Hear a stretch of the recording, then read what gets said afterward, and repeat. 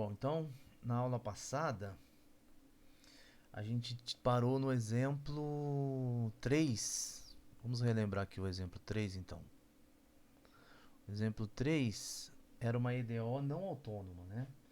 Tínhamos, então, x' igual t ao quadrado dividido por 1 menos x quadrado, né? E a gente tentou resolver essa EDO através daquele artifício para equações separáveis, né? E chegou numa fórmula, né? Vamos dizer assim, implícita para essa equação do tipo menos x ao cubo mais 3x menos t ao cubo igual a constante.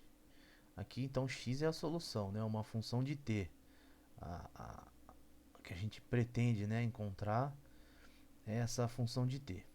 Bom, a gente discutiu então a questão de que a solução, né, eu até disse que a solução do uma ideal é uma curva, e então vamos pegar essa discussão e melhorar um pouco, que é a seguinte, então, qual que é o nosso contexto geral?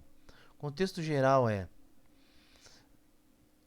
a função x, então, definida no intervalo i, pode ser a reta toda, intervalo aberto, fechado, ela vai tomar valores dentro do conjunto D, que é um aberto do R1 mais N, e temos aqui a função f, né, que sai do R1 desse conjunto D e até Rn. Okay? Então, a solução é uma função x do intervalo i em Rn a princípio, né? Mas o que a gente de fato está interessado, ou pelo menos enxerga principalmente quando a equação é não autônoma, né? Então, só para lembrar, não autônoma é quando a f depende do t, e autônoma é quando a f não depende do t, só do x, né? Então, lembrando que a f aqui é uma função definida em D, então ela é uma f de tx, né? Tá? Então, se ela não depende do x, não depende do t, só depende do x, a gente chama a EDO de autônoma, e se de fato era uma função de t, né? Depende também do t, então a gente fala que a EDO, a equação, é não autônoma. Por exemplo, esse exemplo aqui, né? Tá? Então, a f de tx é t ao quadrado, 1 menos x ao quadrado. Principalmente para esses casos, o que a gente olha, né, na discussão é a curva tx de t. Então, aqui eu estou supondo que existe uma solução x de t, que a gente olha essa curva aqui dentro do D. Ok?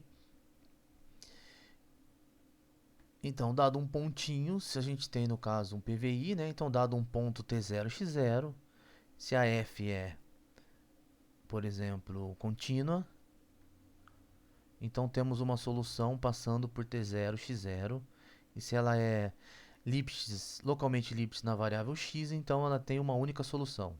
Por exemplo, se ela for diferenciável, passando por t0, x0. E no caso da equação autônoma, em geral, quando a f depende só do x, a gente... Aqui tem uma nomenclatura, né, que é o traço, né, da curva dessa solução e a projeção desse traço aqui no espaço Rn, né? Tá, então, essa projeção no espaço Rn, esse Rn aqui, então, seria, a princípio, né, o que a gente chama de espaço de fase.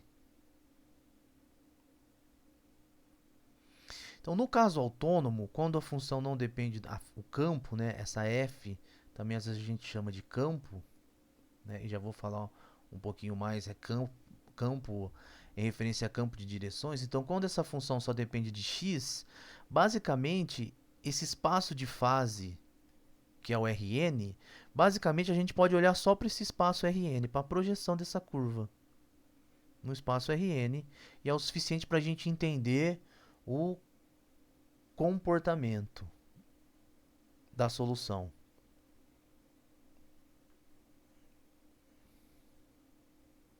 Que é o que de fato nós estamos interessados nessa questão, o comportamento da solução. Então, Ou seja, né, quando o tempo passa, quando o t cresce, o que, que acontece com a solução x de t? Esse é um possível questão a respeito do comportamento da solução. Então, no caso autônomo, a gente pode olhar só para o caso Rn, e aí tem toda a teoria de EDO para equações autônomas, e esse espaço de fase Rn aqui é o suficiente. Quando é não autônoma, a situação já fica mais sofisticada, já tem várias outras questões que tem que ser levadas em consideração. Então a gente pode olhar para esse espaço de fase para o RN, mas eventualmente a gente também tem que considerar esse tempo T e fazer um estudo mais geral, principalmente porque quando ela é não autônoma, né, essas soluções não são simplesmente translações. Dependendo do ponto T0, X0, nós podemos ter soluções que se comportam de maneiras bem diferentes. Tá? E essa é uma situação que não acontece, por exemplo, no caso autônomo. Mas isso é questão de EDO, de um primeiro curso de EDO. O que eu quero discutir aqui é, então, dentro desse, olhando para essa curva T, que leva no Tx de T, aqui no R1 mais N, se a gente derivar, pensando como curva, né, como que seria o vetor tangente a essa curva, né? Estou supondo então que x é uma solução e que então, consequentemente, ela tem uma derivada, né? Então o vetor tangente é derivar essa curva aqui. Então isso daqui ficaria 1 x' de t. Então, olhando para essa curva aqui, né, tx de t, é bem definido então esse vetor tangente, porque supondo que existe a solução, e vamos também supor que esse t está no intervalo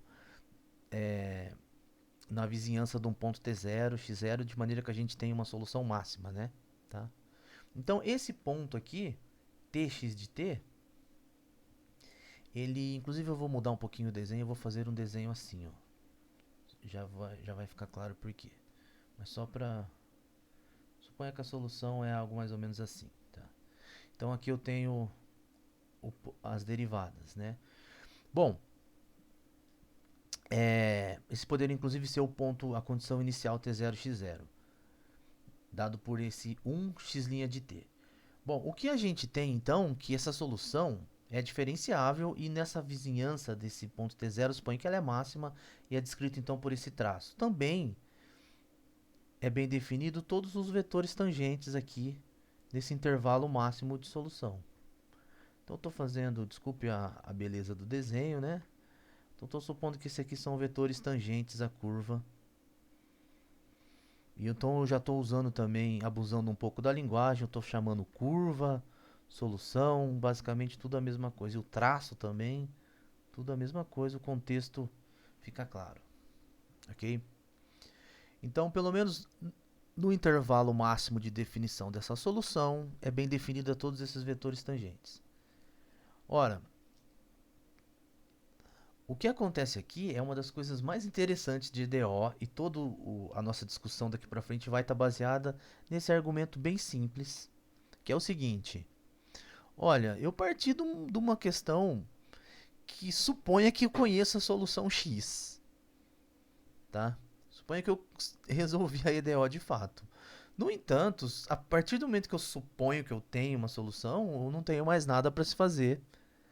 Porque se eu conheço a solução, acabou o meu problema. Aliás, o que a gente quer é encontrar a solução, ou pelo menos ter indício de como que se comporta essa solução.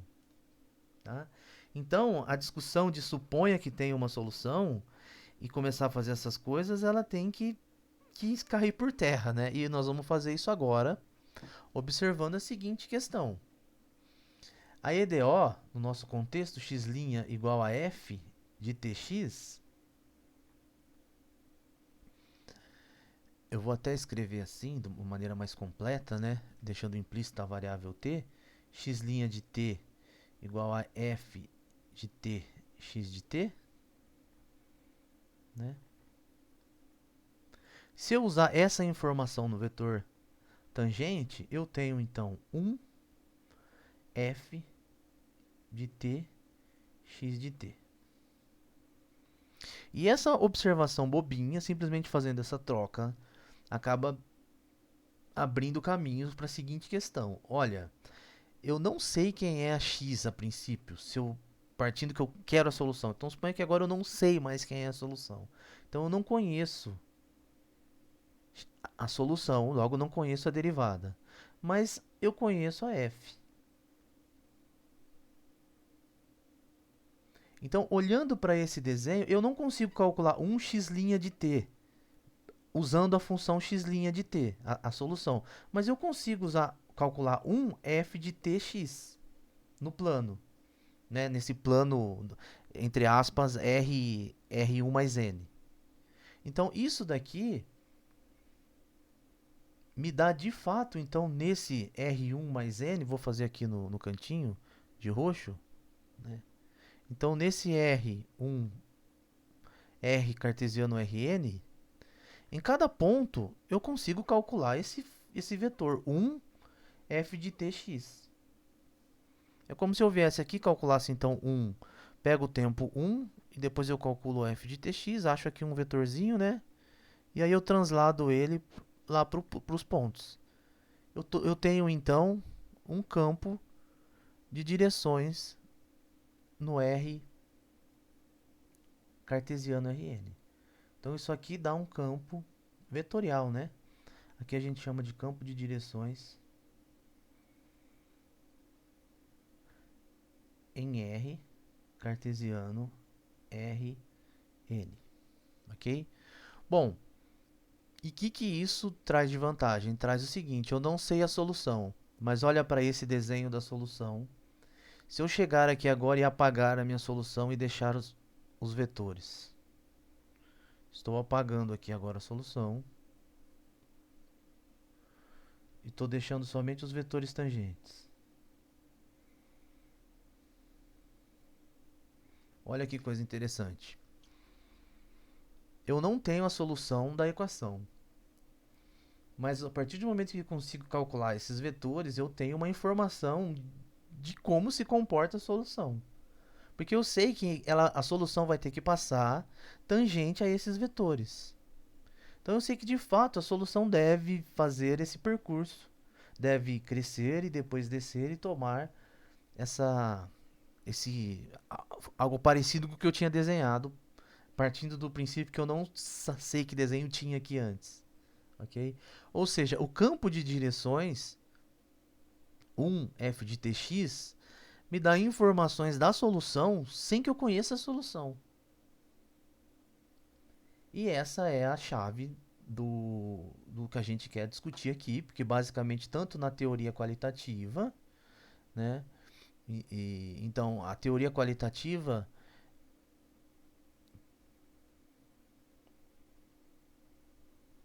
é basicamente esse princípio de estudar o comportamento da solução sem a princípio saber quem é a solução. Ou seja, né?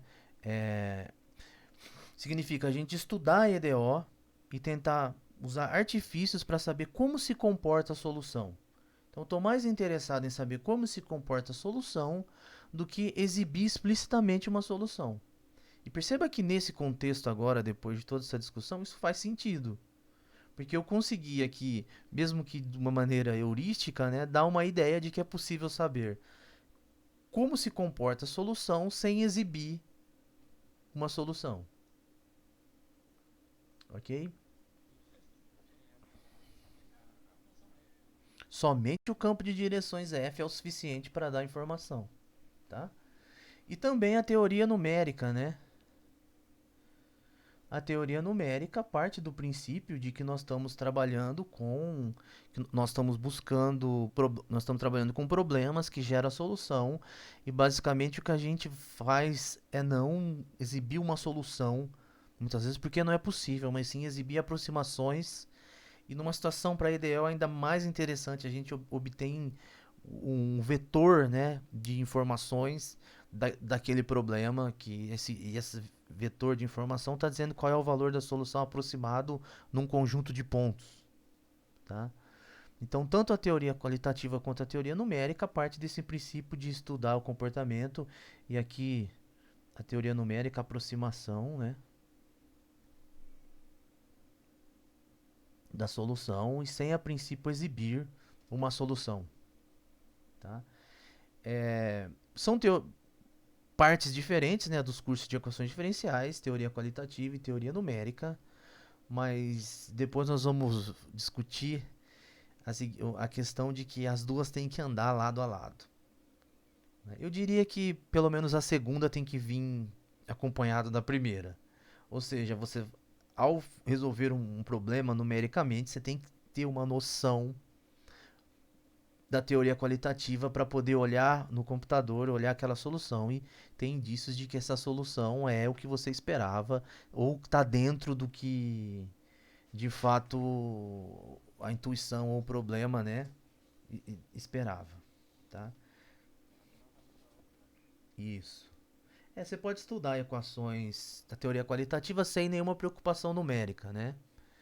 Mas a segunda, aí também você pode estudar numérica sem se preocupar tanto com a teoria qualitativa, mas o ideal é que você tenha pelo menos indícios. Nós vamos fazer um problema depois, em breve, talvez na próxima aula, de uma EDO, que vai dar um gráfico e nós vamos olhar para esse gráfico e vai causar estranheza. Aí a teoria qualitativa, vamos olhar e vai causar estranheza porque a gente tem em mãos a teoria qualitativa que vai falar, não, alguma coisa não está certo aí. Nós vamos fazer esse exemplo na próxima aula. Mas então, só para formalizar, é, o campo de direções, então, só para formalizar, a gente, como é comum no cálculo, né? A gente então faz uma normalização, então nós olha para o vetor 1, f de tx, né? Dividido pela norma desse vetor. Tá? Então, basicamente, isso daqui é o campo de direções. A princípio, né? Por que isso é interessante? Porque é o primeiro ferramenta numérica que realmente faz necessário para uma EDO, num primeiro momento. Eu diria assim, quando se fala de campo de direções, a gente precisa, a princípio, ter uma ferramenta numérica, uma ferramenta computacional para discutir isso, porque a ideia é, principalmente nos casos onde tentar fazer o campo de direções dessa equação é algo muito trabalhoso, porque o campo varia com o tempo. Então, a cada ponto está variando, ou seja, né, fazer um rascunho aqui embaixo, então aqui maneira bem informalmente aqui, né, tá? Quando nós temos um problema autônomo, né, então geralmente as soluções num problema autônomo, ou seja, f de tx, então isso aqui é só um rascunho, só depende de x, eu vou colocar assim entre aspas, tá? As soluções são basicamente translações uma da outra. Então, os campos de direções, basta que você pegue faça alguns pontos e você já começa a entender que os outros também vão ter a mesma característica, porque aqui o campo não vai variar com o tempo. Basta que você pegue, por exemplo, fixa tempo, pega a faixa t igual a 1 e faça os campos de direções e você vai ter mais ou menos uma ideia de como é as soluções. Agora, se a função depende também do tempo, aí nós não temos essa propriedade. Então pode ser que para um ponto t0, x0, a solução tenha um comportamento assim. E nós vamos fazer isso em algumas aplicações, vamos ver isso. Para outros pontos, as soluções tenham um comportamento totalmente diferente desse daqui. E a solução da mesma EDO. Ou seja, para pontos eu digo para valor inicial. Ou seja, a solução passando por esse ponto aqui pode ter comportamento bem diferente da solução passando por outro ponto. Isso não acontece no caso autônomo. No caso autônomo, se a solução passando por esse ponto, ela vai e você pega outro ponto inicial, essas soluções vão ter o mesmo tipo de comportamento, porque é uma translação da outra. No caso não autônomo, Isso não ocorre. Então, a princípio, você teria que calcular o campo de direções em praticamente numa condição, em uma quantidade absurda de pontos do R1 mais N para poder ter informações sobre a solução da função. Então, principalmente para esses casos aqui, a gente vai precisar de algum recurso computacional para calcular os campos de direções. Nós vamos fazer isso no Maple em breve. Ó, então vamos fazer um resumo do que a gente estudou, as questões que a gente levantou até agora. Então, através de exemplos simples, a gente tem, levantamos as seguintes questões, né? Então, a existência de soluções.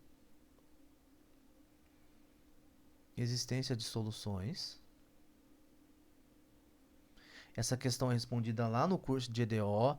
Basta que o campo F seja contínua. Tá? A questão da unicidade.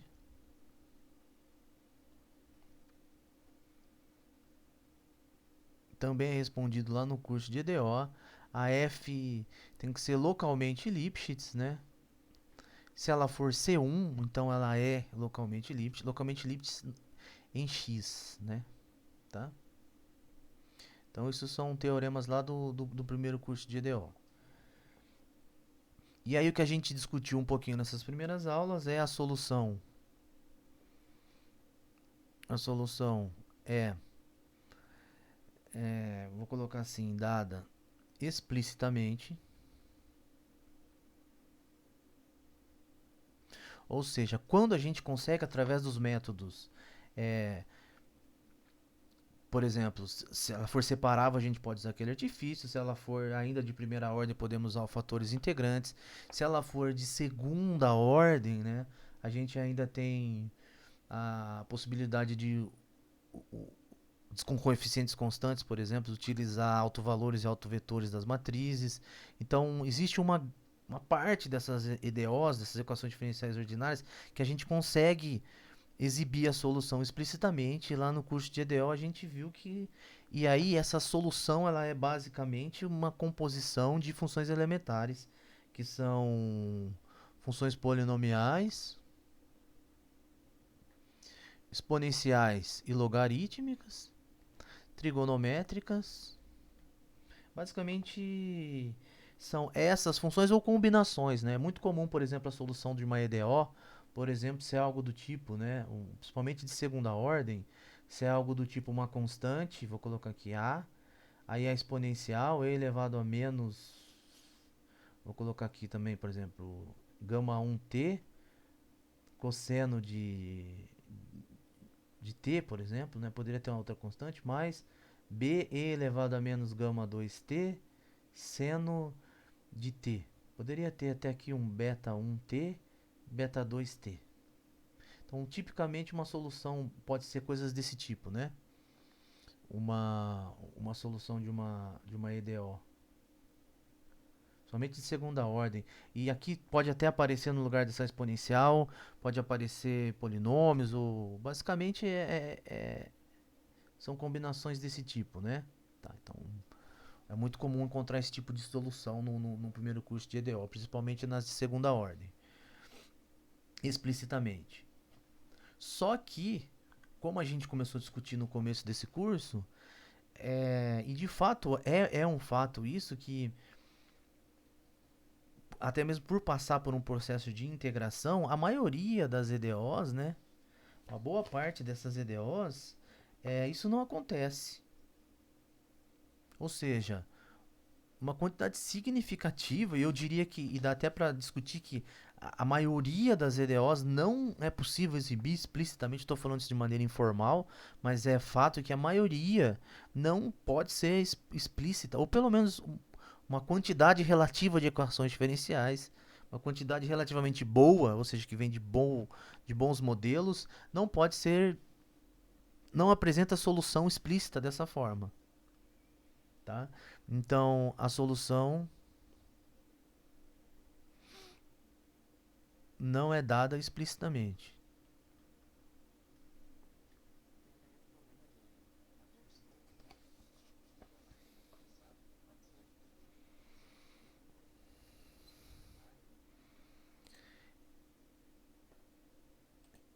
Então, no contexto de solução não dada, que não é dada explicitamente, deixa eu acertar aqui, né? Não é possível exibir ela, a gente viu esse exemplo, né, acima, que a gente tinha uma expressão implícita, né? De fato, isso acontece bastante com boas equações, e aí a gente tem os dois artifícios que nós estamos interessados nesse curso, que é a teoria qualitativa e também um pouquinho da teoria numérica.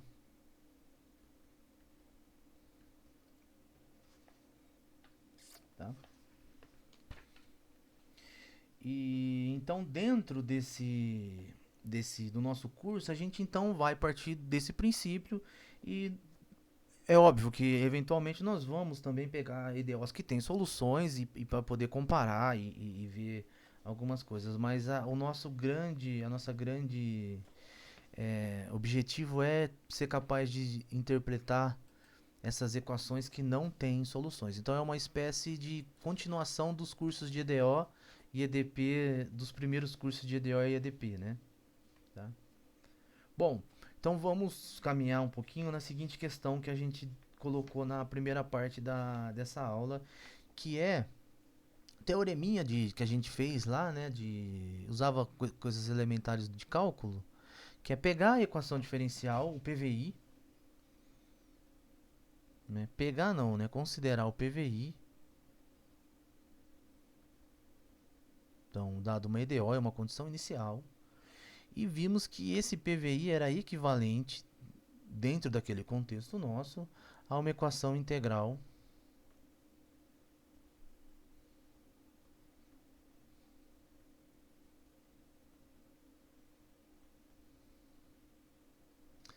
né?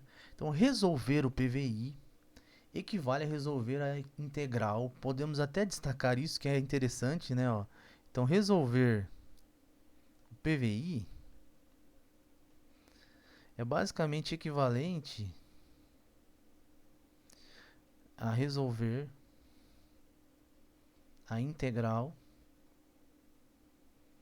equação integral, e basicamente fazer essa integral aqui, né? T0 a t, f de s, x de s, ds. Tá?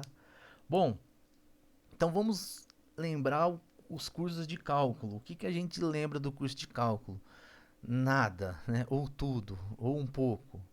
Bom, aí depende, né? A gente pode qualquer coisa voltar e revisando as coisas de cálculo é sempre bom. Mas o que a gente lembra em linhas gerais é que derivar, né? Sempre foi uma coisa mais tranquila. Tranquila no sentido de que no curso de cálculo a gente olhava para a função, detectava, olha, essa função é derivável e derivava. Tinha uma regra para derivar, regra entre as regras que a gente estuda no cálculo. Essa questão já para integração não era tão simples, né? Porque lá em integral tem um resultado, né, um teoreminha é que toda função contínua, podemos pensar inicialmente no cálculo 1, né, em um intervalo é integrável.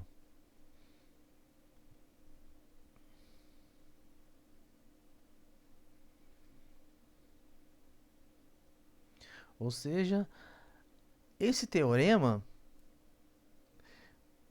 nos dá questões do tipo, a gente olha para a função, ela é contínua, então se eu pegar ali um intervalo eu consigo fazer a integral, e eu já não estou nem falando de encontrar uma primitiva, eu estou falando de fazer realmente a integração. E não necessariamente eu consiga dizer quem é a integral, não consigo achar uma primitiva e fazer a integral. Um exemplo clássico que a gente sempre aparece nos cursos de cálculo é e elevado a x ao quadrado, né? Tá? E elevado a x ao quadrado é uma função contínua. Então, você pegar, por exemplo, o intervalo 0, 1. Então, é uma função contínua no intervalo 0, 1. Então, por esse teoreminha de cálculo, essa integral existe. Porém, nós não conseguimos calcular explicitamente, achar uma primitiva e calcular nos extremos, usar o teorema fundamental do cálculo e dizer quanto que vale essa integral. E não conseguimos aqui, eu não estou dizendo que a gente não sabe usar aqueles métodos, eu estou dizendo que aqueles métodos não funcionam para essa integral. Tá? Então, essa questão já é o suficiente para olhar para essa EDO aqui, já que uma vez que resolver esse PVI, é equivalente a resolver essa equação integral, que é basicamente fazer em linhas, né, bem gerais e diretas uma integral. Então, resolver uma EDO pode não ser possível. Tá? Então, agora eu estou dando uma explicação mais assim, é, tentando justificar a informação de que nem sempre é possível exibir uma solução de uma EDO explicitamente, porque a gente precisa passar por essa integração. Então, matematicamente, nós estamos dando uma justificativa, mesmo que um tanto ainda informal, de que nem sempre é possível resolver uma EDO explicitamente. Tá? Porém, isso abre algumas questões interessantes. Porque, uma vez que a gente fez, por exemplo, um curso de cálculo numérico, então, os métodos para EDO, como nós vamos discutir alguns, os métodos numéricos para EDO, acaba sendo basicamente em pegar os métodos, alguns métodos, uns possíveis métodos, né, para EDO é pegar os métodos de integração. Então, uma vez que eu preciso fazer essa integral, eu faço ela numericamente. Por exemplo, essa integral a gente pode fazer calcular numericamente, usando alguma das regras de integração, e a gente poderia, por exemplo, resolver e criar assim métodos para EDOs, né? Então, o que a gente tem aqui é basicamente dois caminhos a seguir. De maneira bem simples. O primeiro é fazer métodos para utilizar métodos para tentar fazer essa integral. Então, vou fazer aqui mais uma brincadeirinha aqui antes de... Então, temos aqui um método de integração. Então, suponha que esse daqui é algo que a gente precisa integrar. E os dois pontos de vista que a gente tem inicialmente seria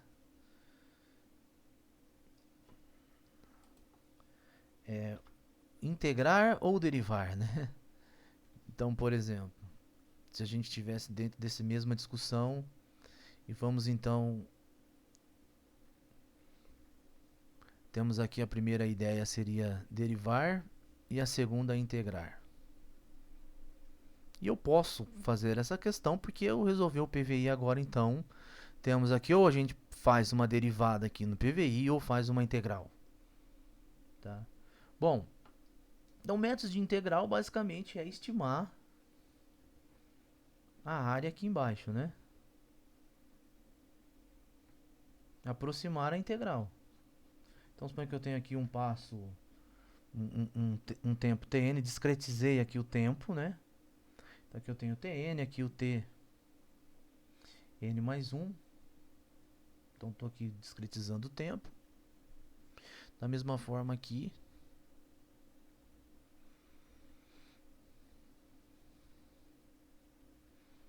tem aqui o tn, aqui um tempo tn mais 1. Só que a diferença que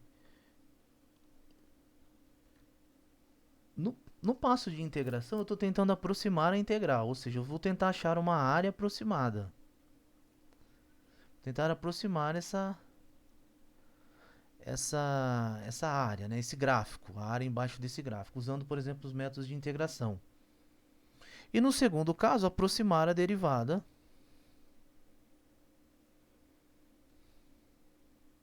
Ou seja, aproximar aqui o quociente de Newton, por exemplo, nos pontos Tn.